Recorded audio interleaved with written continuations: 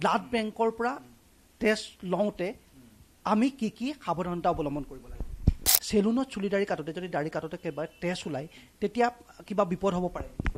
আৰু এটা প্ৰশ্ন মই এইটো সকলোৱে জানে তথাপিতো কৈছোঁ, একে গ্ৰুপৰ টেষ্ট যদি নলয় তেতিয়া বিভিন্ন সমস্যা হ'ব পাৰে। মানে টেষ্ট একে গ্ৰুপৰ টেষ্ট হ'বই লাগিব।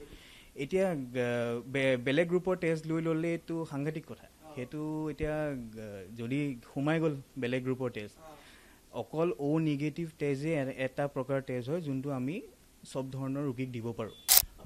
বিয়াৰ আগত দুইজনে দৰা কইনা দুইজনে ব্লাড গ্ৰুপ চেক কৰি লোৱাটো প্ৰয়োজনীয়তা আছে বুলি ভাবে? মানে সেইটো এটা ক'বলগীয়া অকণ দিগদাৰ, কিন্তু এতিয়া পজিটিভ নিগেটিভৰ কথা এটা আহে তাত। কিছুমান ক'ত এইটো মনা যায় যে অ' গ্ৰুপটো বহুত ক্ষেত্ৰত বেমাৰ আজাৰৰ পৰা অলপ বাচি থাকে বুলি কয়। যেনেকৈ COVID-19 সময়তো দেখা গৈছিলে, মেলেৰিয়া এটা বেলেগ এটা বেমাৰ যোনটো অকণমান এইটো চিন্তা কৰে কি অ'ত এটেক নকৰে বুলি কয়। আৰু এনেকুৱা কিছুমান কথা থাকে নেকি, ধৰক ব্লাড গ্ৰুপ লৈ পেলাই মহে এনেকুৱা ধৰক কামোৰে, কাৰোবাৰ ব্লাড গ্ৰুপ লৈ পেলাই মহে বেছিকৈ কামোৰে, এনেকুৱা কথা? তেনেকুৱাই এই গ্ৰুপটো অকণমান বেছিকৈ কামোৰে বুলি কয়। সেইকাৰণে চাহটো কমাই খাব লাগে। মানে খালেও এনেকুৱা খাদ্যবিলাক যেতিয়া খোৱা যায় তেতিয়াহ'লে চাহ কমাই পেলাই খালে তেতিয়া ভাল হয়। মানে অসমীয়াত এষাৰ কথা আছে, দেহা থাকিলেহে বেহা। এটা সুস্থ শৰীৰতহে সুস্থ চিন্তা, সুস্থ মনে বসবাস কৰে। কিন্তু বৰ্তমান প্ৰেক্ষাপটত বা বৰ্তমান সময়ত মানৱ শৰীৰটো নিৰোগী কৰি ৰখাটো এটা প্ৰত্যাহ্বান হৈ পৰিছে। তেনে প্ৰেক্ষাপটত আজি আমি নিৰোগী হৈ থাকিবৰ বাবে বা শৰীৰ সম্পৰ্কীয় কিছু কথা পাতিবৰ বাবে এগৰাকী যোৰহাটৰ জনপ্ৰিয় চিকিৎসকৰ কাষত আহি উপস্থিত হৈছোঁ। বিশেষকৈ আপোনালোকৰ মনত খুদুৱাই থকা কিছু কথা আজি আমি সহজ সৰল ভাষাত পাতিবৰ বাবে চেষ্টা কৰিম। বিশেষকৈ ব্লাডৰ সম্পৰ্কত, তেজৰ সম্পৰ্কত কিছু কথা, যিবোৰ কথা প্ৰতিটো মুহূৰ্তত আপোনালোকৰ মনত খুদুৱাই থাকে, তেনে কথা পাতিবৰ বাবে চেষ্টা কৰিম। গতিকে আহক আমাৰ এই বিশেষ অনুষ্ঠানৰ মাজলৈ। নমস্কাৰ, মই ঋতুৰাজ বৰা, আপোনালোকে চাই আছে সত্য ডাক্তৰ। আজি আমাৰ লগত আছে যোৰহাট চিকিৎসা মহাবিদ্যালয়ৰ মেডিচিন বিভাগৰ বিশেষজ্ঞ ডক্টৰ সিদ্ধাৰ্থ বৰুৱা। প্ৰথমেই সত্য ডাক্তৰলৈ স্বাগতম জনাইছোঁ। আজি আপোনাৰ লগত এই ব্যস্ততাপূৰ্ণ সময়ৰ মাজত কিছু কথা পাতিম। ৰাইজৰ মনত উদয় হৈ থকা কিছু প্ৰশ্ন আপোনাৰ পৰা আমি জানিব বিচাৰিছোঁ। বিশেষকৈ আমি তেজৰ বিষয়ে কথা পাতিব বিচাৰিছোঁ।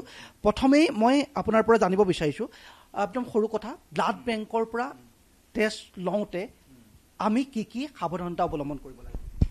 প্ৰথম কথা হৈছে, আমি ব্লাড বেংকত যেতিয়া আমাৰ ব্লাড বেগ এটা ল'ব লগা হয়, বহুত কেতিয়াবা পৰিস্থিতি হয় যে এক্সিডেণ্ট হ'ল বা ব্লাড দিব লগা হৈছে, তেতিয়া আমি কি কৰোঁ যে এক্সচেঞ্জ কৰা যায়। যদি এজন মানুহৰ ব্লাড গ্ৰুপটো হৈছে A পজিটিভ, তো সেই সময়ত A পজিটিভ ব্লাড গ্ৰুপ নাথাকিবও পাৰে বা থাকিবও পাৰে। কিন্তু আমি যদি এক্সচেঞ্জ কৰোঁ বেলেগ ডোনাৰ লৈ পেলাই, তেতিয়াহ'লে A পজিটিভ ব্লাড গ্ৰুপ আমাক দিব, আমি ল'বই লাগিব, A পজিটিভে ল'ব লাগিব, কিন্তু বেলেগ ব্লাড গ্ৰুপটো ল'ব নোৱাৰি। তো সেই সময়ত সেইটোৱে কথা যে বহুত মানুহৰ এইটো ভাবে যে A পজিটিভ ব্লাড নাই, তো তেতিয়াহ'লে মানে ডোনাৰ বিচাৰি ফুৰে যে A পজিটিভ হয় নে নহয়, A পজিটিভ নহয় নেকি। তেতিয়া সেইটো কথা নহয়। আচলতে বেলেগ ব্লাড গ্ৰুপ লৈ লৈছে, A পজিটিভৰ লগত আমি এক্সচেঞ্জ কৰিছোঁ, লাগিবতো A পজিটিভে। সেইকাৰণে আচলতে আমাৰ ব্লাড, এই যে কেম্পবিলাক যে পাতে, ব্লাড য'ত ডনেশ্যন কৰে, সেইবিলাক কিমান জৰুৰী হৈ পৰিছে আমাৰ আজিৰ দিনত। আচলতে ব্লাড বেংকত গৈ পেলাই যে কেম্প, কিমান ডাঙৰ ডাঙৰ কেম্প পাতিব লগা হয়, সেই ডোনাৰ যাতে আমি বহুত ডোনাৰ পাওঁ, বহুত ব্লাড আমাৰ ব্লাড বেংকত হেৰি থাকে। কিছুমান এতিয়া ব্লাড গ্ৰুপ হৈছে A নিগেটিভ, AB নিগেটিভ, সেইখিনি ইমানেই একদম কম, ৰেয়াৰ বুলি যোনটো কয় ন, সেইটো বস্তু সেই সময়ত যদি এজন ৰোগীক যদি সেই তেনেকুৱা ব্লাড জৰুৰী হৈ যায়, যদি আমাৰ ব্লাড বেংকত নাথাকে, তো বহুত বিপদজনক অৱস্থা হ'ব ন। তো সেই কিছুমান কথা এজন ৰোগী বা ৰোগীৰ আত্মীয়ই এইটো চিন্তা কৰিব নালাগে যে মোৰ আজি পেচেণ্ট বা ৰোগীজনৰ ব্লাড গ্ৰুপটো A পজিটিভ হৈছে, তো মই A পজিটিভে বিচাৰিব লাগিব। আমি এক্সচেঞ্জ হিচাপত আমি কৰি পেলাই ব্লাড বেংকে A পজিটিভ গ্ৰুপটো উলিয়াই দিব। কথাটো হৈছে যে আমাৰ ব্লাড বেংকৰ পৰা যেতিয়া ওলাই যায় এটা ব্লাড পেকেট, সেই পেকেটটো প্ৰচেছ কৰোঁতে মোটামুটি 45 মিনিট এটা লাগে, আৰু 45 মিনিট বা এঘণ্টাৰ পিছত আমি ব্লাড বেগটো উলিয়াই দিওঁ। সেই ব্লাড বেগ দিয়াৰ সময়ত ডক্টৰ যিজনে দিব, যিজন চিকিৎসকে সেই ব্লাড বেগটো লগাই দিব, সেইজনেতো যিখিনি সাৱধানতা অৱলম্বন কৰিব লাগে সেইখিনিতো কৰিবই। ৰোগীৰ আত্মীয়ও এটা কাম কৰিব পাৰে যে সেই সময়ত ব্লাড বেগটো ভালকৈ আছেনে নাই। ব্লাড বেগটো যদি ক'লা হৈছে বা ৰংটো সলনি হৈছে বা হয়তো অলপ ফাটি আছে বা এক্সপায়াৰী ডেটটো পাৰ হৈছে, সেইকেইটা বস্তু চাব পৰাকৈ ৰোগীৰ আত্মীয়ই বা ৰোগীজনে যেতিয়া ব্লাড বেগটো আনে সেইখিনি তেওঁলোকে নিজৰ মানে কৰিব পৰাৰ ভিতৰত সেইখিনি কৰিব পাৰে, সাৱধানতা কৰিব পাৰে। আৰু এটা প্ৰশ্ন মই এইটো সকলোৱে জানে তথাপিতো কৈছোঁ, একে গ্ৰুপৰ টেষ্ট যদি নলয় তেতিয়া বিভিন্ন সমস্যা হ'ব পাৰে, মানে টেষ্ট একে গ্ৰুপৰ টেষ্ট হ'বই লাগিব। এতিয়া বেলেগ গ্ৰুপৰ টেষ্ট লৈ ল'লেতো সাংঘাতিক কথা। সেইটো এতিয়া যদি সোমাই গ'ল বেলেগ গ্ৰুপৰ টেষ্ট, অকল অ' নিগেটিভ টেজে এটা প্ৰকাৰ টেষ্ট হয় যোনটো আমি চব ধৰণৰ ৰোগীক দিব পাৰোঁ। একদম ইমাৰ্জেঞ্চি থাকিলে অ' নিগেটিভ ব্লাড গ্ৰুপ আমি ব্লাডৰ টেষ্ট আমি দিব পাৰোঁ, অ' নিগেটিভ। তো কিন্তু বাকী যিখিনি ব্লাড আছে এ বি বা পজিটিভ নিগেটিভ যিখিনি আছে সেইখিনি কিন্তু যিটো ব্লাড গ্ৰুপৰ হয় সেইটোৱে ল'ব লাগিব। যদি নলয় তেতিয়াহ'লে বহুত বেছি পাৰ্শ্বক্ৰিয়া শৰীৰত হ'ব পাৰে। যেনে প্ৰথম কথাটো এটা কিডনী ফেইলিয়াৰ হ'ব পাৰে। দ্বিতীয় কথা হৈছে বেলেগ বেলেগ ধৰণৰ ইনফেকশ্যন হ'ব পাৰে। তৃতীয় কথা হৈছে একদম দুটা ব্লাডৰ মাজত ৰিয়েকশ্যন হৈ বহুতখিনি এটা মানে লাইফ থ্ৰেটেনিং চিটুৱেশ্যন, এইটো মানে য'ত মানে জীৱন মৃত্যু পৰ্যন্তলৈকে যাবগৈ পাৰে। মানে কিডনী ফেইলিয়াৰ হ'ব পাৰে, তাত মানে বহুত হেৰিলৈ যায়গৈ, বহুত বেয়া এটা চিটুৱেশ্যন হয়গৈ, য'ত মানে সেই সময়ত একদম উপায় নোহোৱাত গৈ ICUত নহ'লে হয়তো জীৱনটো বচাবলৈকেও দিগদাৰ হ'ব পাৰে। অ' নিগেটিভটো আমি দিব পৰা যায়, দিব পাৰি। মানে একদম ইমাৰ্জেঞ্চি চিটুৱেশ্যনত যেনিবা আহিলে এক্সিডেণ্ট কেছ, এক্সিডেণ্টত হ'ল, এতিয়া লাগিছে অ' নিগেটিভ ব্লাড 4 পেকেট আমাক ব্লাড লগা হৈছে, সেই সময়ত আমি অ' নিগেটিভটো চিন্তা কৰিব নকৰাকৈ আমি সেই সময়ত প্ৰেছাৰটো কমি আছে ৰোগী এজনৰ, অ' নিগেটিভ ব্লাডটো দি পেলাই আমি প্ৰেছাৰটো উঠাব পৰা হেৰি কৰিব আছে। অ' নিগেটিভ, কেৱল অ' নিগেটিভ। অ' নিগেটিভ ব্লাড বেংকত থাকিব লাগিব বা অ' নিগেটিভৰ ডোনাৰ থাকিব লাগিব। সেই সময়ত তেওঁলোকে গৈ পেলাই ব্লাডটো দিলে সেইখিনি সুবিধা মানে মানুহখিনিয়ে পাব পাৰে। বিয়াৰ আগত দুইজনে দৰা কইনা দুইজনে ব্লাড গ্ৰুপ চেক কৰি লোৱাটো প্ৰয়োজনীয়তা আছে বুলি ভাবে? মানে সেইটো এটা ক'বলগীয়া অকণ দিগদাৰ, কিন্তু এতিয়া পজিটিভ নিগেটিভৰ কথা এটা আহে তাত। যদি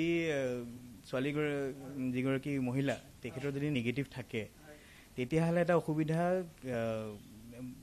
আৰু ল'ৰাজন যদি পজিটিভ হয় তেতিয়াহ'লে অসুবিধাটো হ'ব পাৰে যে যদি কেঁচুৱা যোনটো গৰ্ভৱতী অৱস্থাত পেটত থাকিব সেই কেঁচুৱা যিটো হয়তো যদি পজিটিভ হৈ যায়, এইটো ক'ব নোৱাৰোঁ কি নিগেটিভ হ'ব পজিটিভ হ'ব, যদি পজিটিভ হয় তেতিয়া এটা অসুবিধাৰ সন্মুখীন হ'ব পাৰে। কেঁচুৱাটো হয়তো জন্মতে জণ্ডিছ হ'ব পাৰে।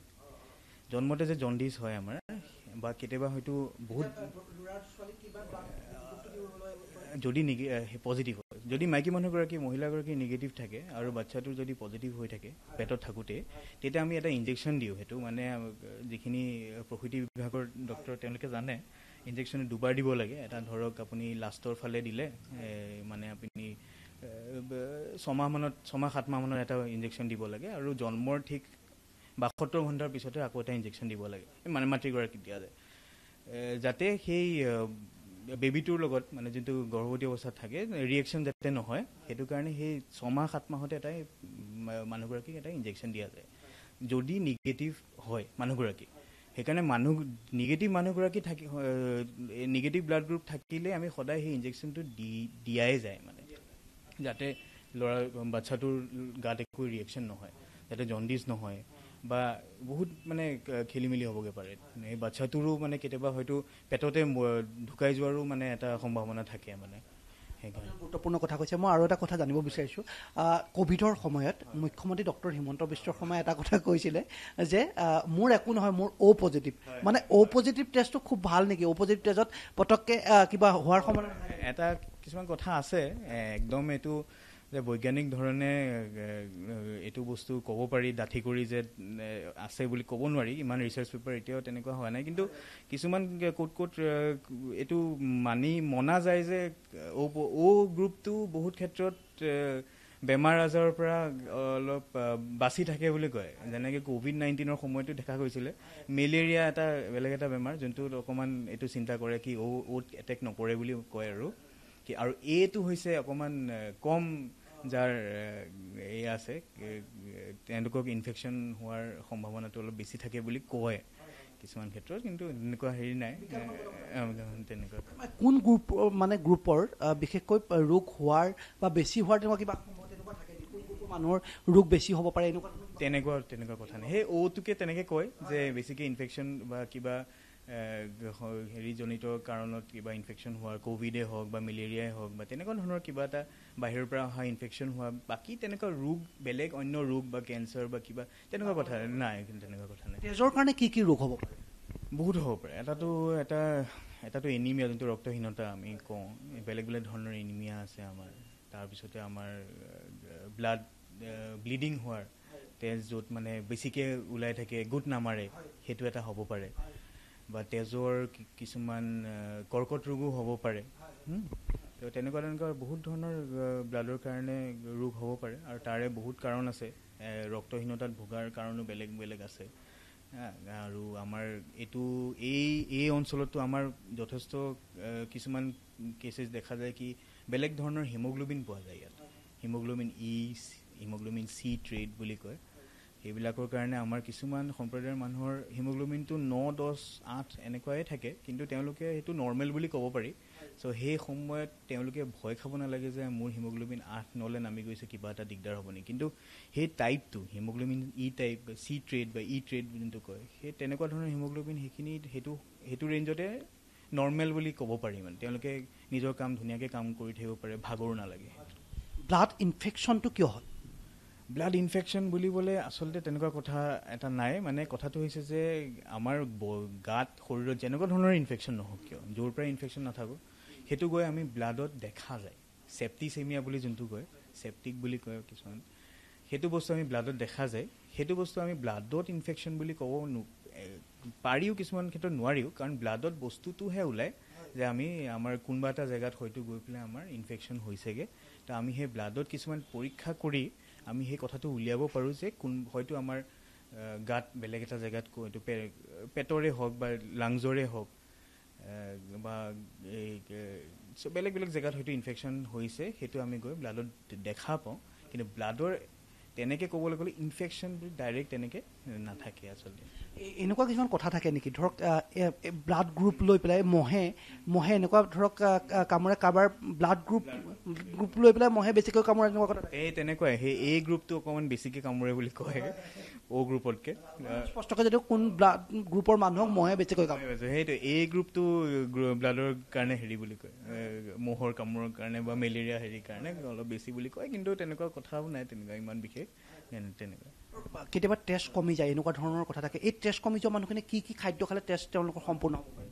এটা কথাটো হৈছে আমি মুখ্যতকৈ চাব লাগিব যে আইৰণ য'ত থাকে, আইৰণ থকা বহুতখিনি হেৰি আছে। আমি মাছ মাংস যদি খোৱা মানুহৰ কওঁ যে লিভাৰত বেছি থাকে, আমি লিভাৰটো বহুতে খাই, লিভাৰ চবতকৈ বেছি আইৰণ থাকে বুলি কয়। তাৰ বাহিৰে আমি ক'ব পাৰোঁ যে য'ত আমাৰ কলডিলত ভাল। তাৰপিছত আমি ক'ব পাৰিম যে আপোনাৰ য'ত মানে ৰঙা বা ক'লাকৈ তেনেকৈ উঠে, সেই তেনেকুৱা ধৰণৰ শাক পাচলিবিলাক, কলডিল হেৰি ক'লে, বা আমি পালেং শাকত ভাল আইৰণ কণ্টেণ্ট হেৰিটো বেছি থাকে। তাৰপিছতে আপোনাৰ এই মচুৰ দাইল, মাহজাতীয় যিবোৰ শস্য থাকে তাতো থাকে ভালকৈ, চয়াবিন ক'ব পাৰি, হয়নে? তাৰপিছতে আমাৰ এই তেনেকুৱা ধৰণৰ কিছুমান থাকে, খাদ্যখিনি খালে ভাল হয়। আৰু এটা কথা, কিন্তু সেইবিলাক খাদ্যই খাবলৈ গ'লে মানে এইটো বস্তু চাব লাগে যাতে চাহৰ লগত নাখায়। চাহৰ লগত খালে আমাৰ শৰীৰত আইৰণ খাই থাকিলেও আইৰণৰ যিটো মানে যিমানখিনি শৰীৰলৈ যাব লাগে সেইখিনি কমি যায়। সেইকাৰণে চাহটো কমাই খাব লাগে। মানে খালেও এনেকুৱা খাদ্যবিলাক যেতিয়া খোৱা যায় তেতিয়াহ'লে চাহ কমাই পেলাই খালে তেতিয়া ভাল হয় মানে। আৰু এটা কথা, আমি সাধাৰণতে সকলোৱে চেলুন বা পাৰ্লাৰত গৈ চুলি দাড়ি কটা হয়। চেলুনত চুলি দাড়ি কাটোতে যদি দাড়ি কাটোতে কিবা তেজ ওলায় তেতিয়া কিবা বিপদ হ'ব পাৰে? যদি সেই একেডাল ৰেজৰ বা একেডাল ব্লেড ব্যৱহাৰ কৰিছিলে আৰু সেই ব্লেডখনৰ যাৰ আগত ব্যৱহাৰ কৰিছিলে সেই মানুহজনৰ যদি তেওঁলোকৰ ব্লাডৰ পৰা হ'ব পৰা কিছুমান বেমাৰ আছিলে আৰু সেই একেখন ব্লেড যদি আপোনাৰ তাতো ব্যৱহাৰ হৈছে আৰু সেই তেজ ওলাইছে, তেতিয়াহ'লে নিশ্চয়কৈ আমি সজাগ হ'ব লাগে আৰু টেষ্ট কৰাব লাগে। কিছুমান এনেকুৱা ৰোগ ব্লাডেৰে বিয়পে, যেনেকৈ আপোনাৰ ধৰক হেপাটাইটিছ বি, চি বা আপোনাৰ HIV AIDS তেনেকুৱা ধৰণৰ কিছুমান বিয়পে। তো সেইকাৰণে সদায় সেইটো মন কৰিব লাগে যে যাতে ব্লেডখন যাতে নতুন ব্লেড ব্যৱহাৰ কৰে, যাতে ডেটল দি চেনিটাইজ কৰি পেলাই যাতে ব্যৱহাৰ কৰে, সেইটো কথালৈ লক্ষ্য ৰাখিব লাগে। একে গ্ৰুপৰ ব্লাডৰ লগত মানে যদি বিয়া হয় তেতিয়া কিবা সমস্যা হ'ব পাৰে? নাই, তেনেকুৱা কোনো সমস্যা কথা। একে গ্ৰুপৰ মানুহৰ লগত যদি বিয়া হয় তেতিয়া সমস্যা নাই। আৰু এটা শেষ প্ৰশ্ন মই সুধিব বিচাৰিছোঁ, তেজৰ কাৰণে HIV মানে AIDS-ৰ দৰে ৰোগ হ'ব পাৰে? হ'ব পাৰে, নিশ্চয়কৈ হ'ব পাৰে। এইটো আমাৰ ক'বলৈ গ'লেতো ব্লাড বেগবিলাক আমি যিবোৰ ব্লাড ট্ৰান্সফিউজন কৰা টাইমত ব্লাড আমি দিওঁ ৰোগীক, সেই তেতিয়াও HIV আমি বহুতখিনি স্ক্ৰিনিং কৰি পেলাই দিয়া যায় কাৰণে HIV নিচিনা মাৰাত্মক ৰোগ এটা ৰোগীলৈ নাহে। আগতে বহুত হৈছিলে, কিন্তু এতিয়া স্ক্ৰিনিং যিহেতু বহুত কটকটীয়া কৰা হ'ল সেইকাৰণে আজিকালি নাহে। কিন্তু ব্লাডৰ পৰা হ'ব পাৰে, ডেফিনেটলি হ'ব পাৰে। সেইকাৰণে ব্লাড ক'ৰবাত কটা চিঙা তেনেকুৱা হ'লে বা সেই ব্লেডখন ব্যৱহাৰ কৰা, যেনেকৈ চেলুনত ক'লে, বা কিছুমানে সেই চিৰিঞ্জ ইউজ কৰে, ড্ৰাগছ ইউজ কৰা মানুহখিনিৰ পৰা তেনেকৈ আহে। সেইকাৰণে সেইখিনিত আমি সজাগ হ'ব লাগে। কাৰণ